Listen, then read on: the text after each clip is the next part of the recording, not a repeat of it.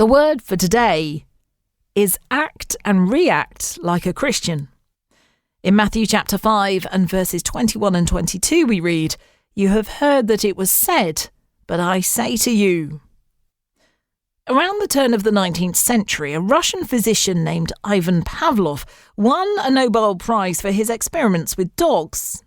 All of them had one thing in common: they salivated around food. But Pavlov wanted to find out if salivation could be caused by another stimulus, so he conditioned the dogs by ringing a bell before feeding them. Eventually, the dinner bell caused salivation, even if the food wasn't served. Pavlov referred to this learnt relationship as a conditioned reflex. We've all been consciously or subconsciously conditioned our entire lives. Much of our behaviour was dictated by those conditioned reflexes. Some conditioned reflexes are as normal and natural as a blush.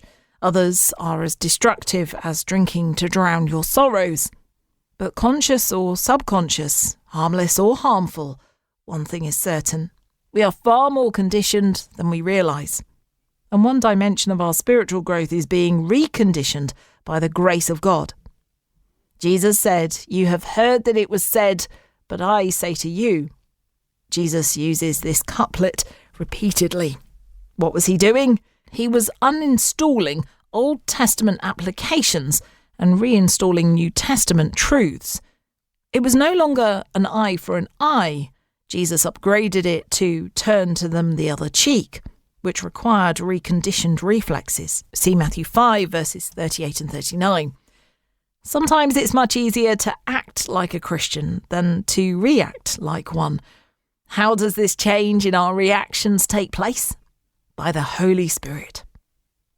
We are being changed to be like him, Jesus. This change comes from the Lord, who is the Spirit. 2 Corinthians 3 verse 18. That's the word for today on UCB.